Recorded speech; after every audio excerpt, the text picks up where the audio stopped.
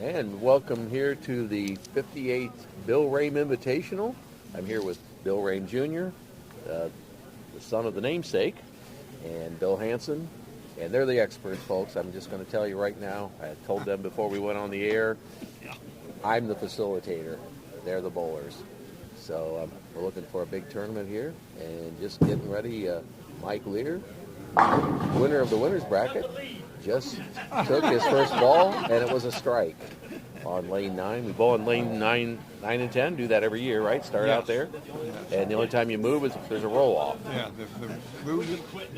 Yeah. Yeah, that's what I figured what you'd say, Mike. Mike Lear to a strike. He said, I'm in the lead.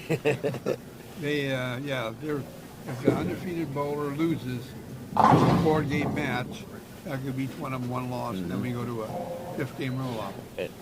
And these are two of the top qualifiers. You got two of the top guys. Yeah, the number 1 and number 3 qualifiers. Yeah, so They both bowled well. no real upsets, so to speak, in the tournament so No. far this year. Rock left the 2-pin there Mm-hmm. on lane 10. He's going for the spare now. And he picks it up cleanly. So the edge goes in the first frame to defending champion Mike Lear. And I want to let you know that we're brought to you in part by Mike Robinette at Trinity Monuments, Todd Nye at Nye Builders since 1946, and Nye was the first ring sponsor back in 1965 for WBCO. Jim and Jeremy Letter at Letter's Body Shop, Ralphie's Great Food and Sports, Galleon and Marion, Rob Luss at Edgefield Animal Clinic in Marion, and Rick McWaters at Cyclotech. So, And Brock left the 5-pin. yeah, that's really kind of hard to do, isn't it? To leave the 5-pin, because mostly if it's in the pocket, it's going to knock that 5-pin out. It can happen now.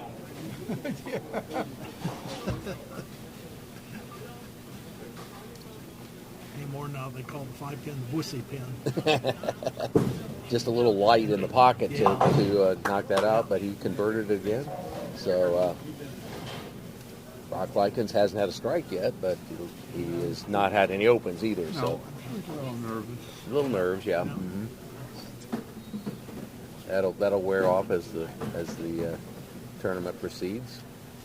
It's a lot easier to be sitting back here or to be bowling when there's about 8 or 10 other guys out on Sure. the lane with you. And Mike's second one is a solid strike. So he started out 2 for 2. Yeah.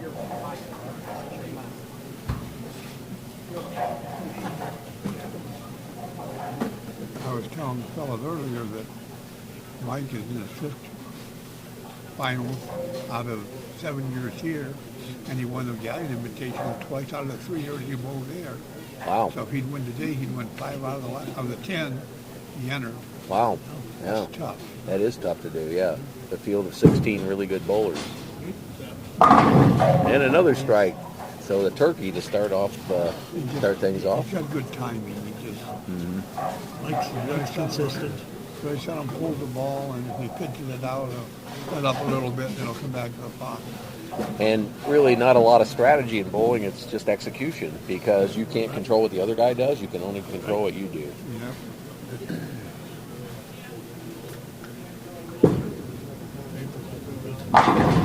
Ooh, left a 10-pin. Yeah.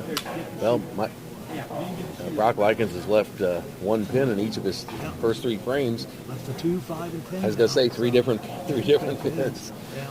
That looked pretty solid there. It just, for whatever reason, sometimes the 7 or the 10 get left behind. Yep. And Mike's using the urethane ball. He's probably had that ball for 25, 26 years and still throwing it. He's consistent. Whatever works. Spare. Another spare for Brock. Well, they've got what they call the wrap 10, where the 16 goes around the 10, and they got what they call a soft pit 10, where the ball just doesn't drive through. Mm-hmm. That looked more like a soft 10 than it did a wrap 10. 6-pin just lays down. Mm-hmm. Instead of flying. Yeah. Mm-hmm. And they both throw the ball pretty hard, so it's not for lack of force behind it. They're both basically throwing over. The same area. Brock's maybe a little bit inside, like maybe a board or two, but So he left the 2, 4, 8. That again looked like just a little shy of hitting square in the pocket You there. got to hit almost directly on the 2 pin so you don't chop and leave the 8 pin up there. Mm-hmm. You can't hardly go brookie on that spare. It's a good shot. And he does it again. So he's converting his spares, is Brock Lykens, but Mike's stringing strikes. Mike's got a turkey and Brock's clean with 4 spares in the 4th frame. And we remind you again that we're brought to you in part by Greg Lenhart at Lenhart's Auto Sales, the Kimberline family at Bucyrus Road Materials since 1939, J&F Construction, Gary and Judy McKee at Quality Printing, and Adam Weisner at Advanced Fiber Technology. Without those sponsors, we're not here today.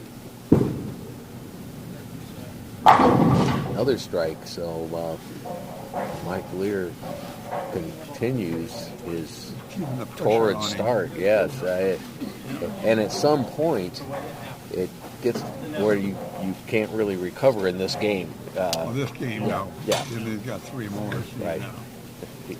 Brock just has to, for the series, he You just has to avoid the opens. You awfully don't want to be 100 pins down Correct, after the first yes. game. But right. Mm-hmm.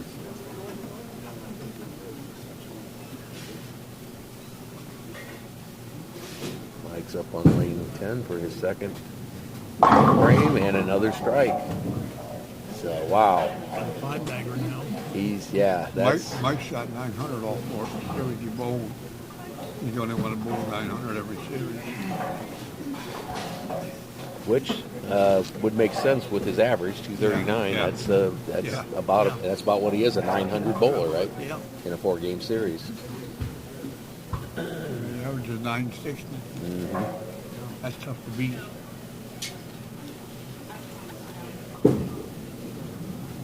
And there we There's go. a good ball. Brock's first strike. Yeah. He might have pushed through that glass ceiling that he Yes. had there in those first 4 frames. Yeah, that little nerves means a big thing right now. Yeah. Lifts a little of the pressure off of him.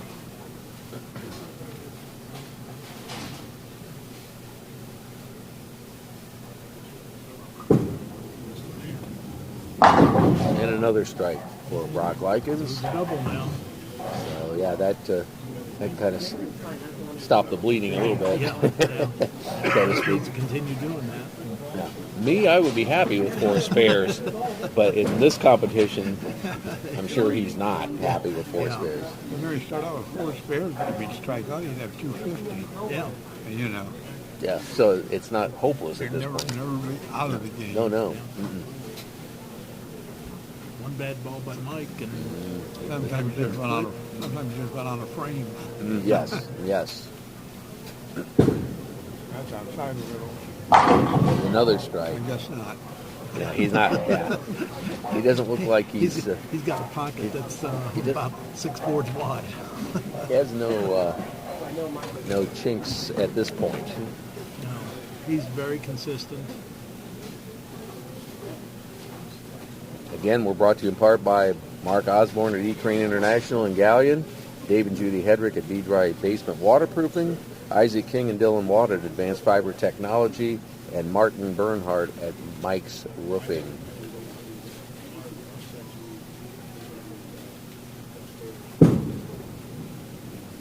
And another strike.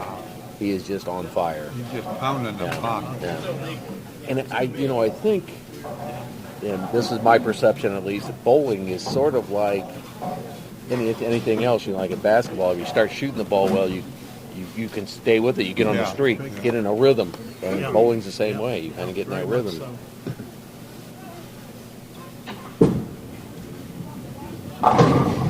Oh, you got a kick out to get that. 5-7, set up on 10.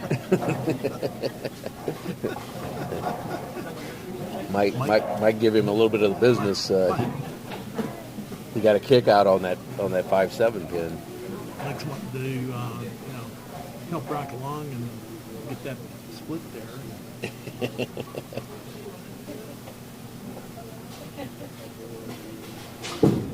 Brock Lykens on lane 9. Another strike.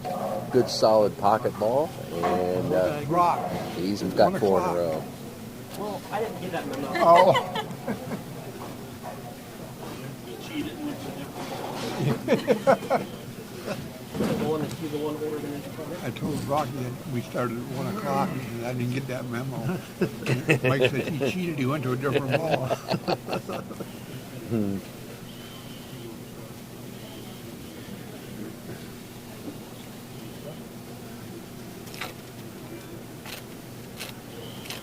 Uh-oh. Ooh, that could be the break that Brock was looking for there. Yeah. 4-6-10. No. Yeah, that's a tough conversion too. Yeah. Yeah. Yeah, it's just We got that way outside.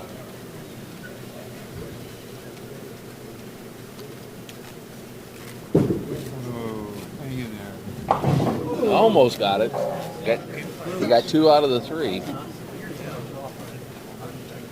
can still shoot 260 when you get the turkey.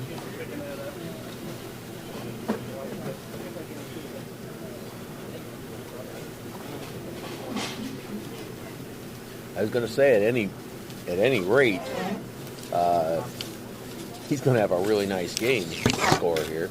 It's just a matter of whether Brock can recover from his slow start. and then he loses Solid 10 pin, yeah.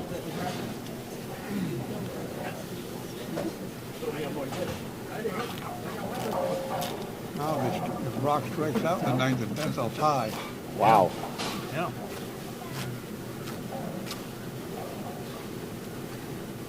And that's how quick things can Things change. turn around, yeah. Mm-hmm.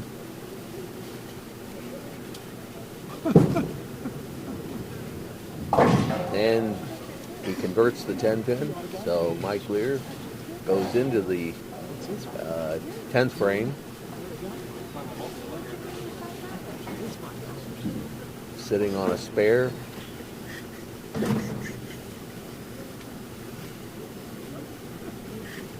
You got to keep an eye on it. I guess. Oh, Ooh. Left how the about bucket. plate? Left the 2, 4, 5, 8. Bucket. Couldn't take full advantage of that Somebody break. was taking a picture of that. Yeah. Yeah, they also have a page for Bucket Man. They got a thing going around. If somebody needs a bucket, they take a picture of it and call him the bucket man. Ooh, he picked it. Chopped So, it. so he Got the 5, 8. he- Chopped the 2, 4 off. he returned the favor. You need the Yes. du- you need the Got an double to open. be- You need the double to be in the 2 teams.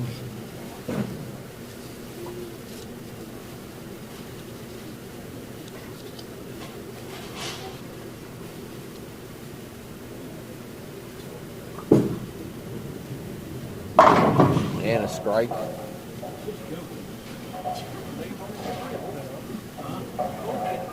For Brock Lykens.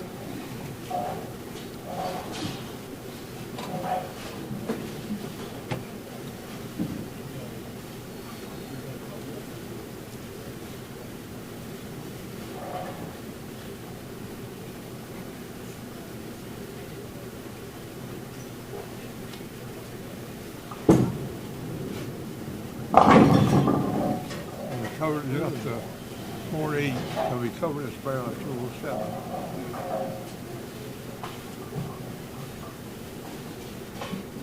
Yeah, so he's just now playing for the 4-game series. He obviously can't win this game.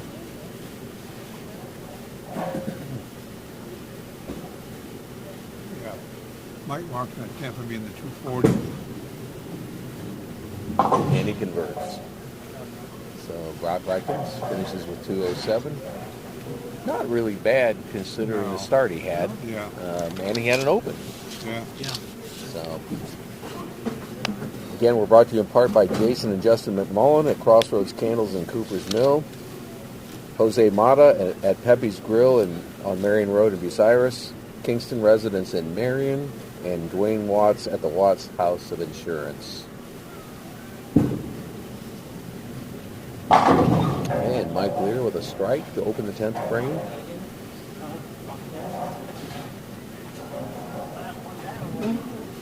And it really doesn't matter who wins each game. It's the total for the 4-game series. It matters if we don't win any of them. That's right, yeah. That would matter, Yeah, yes. then you got a big Then you got a problem. You're problem. right. The game don't make a difference. It's total. Yeah, not the number of games you win, but the Yes. total pin count for the 4.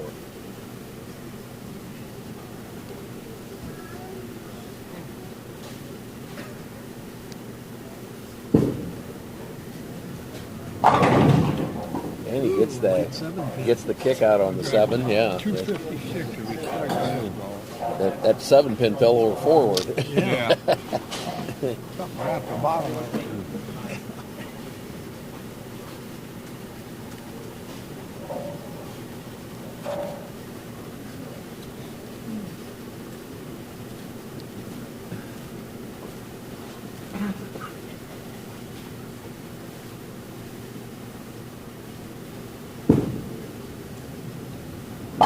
Solid strike to finish out. 256. 259. Not a bad game considering it had an open. 255 with an open frame. That's a pretty good accounting.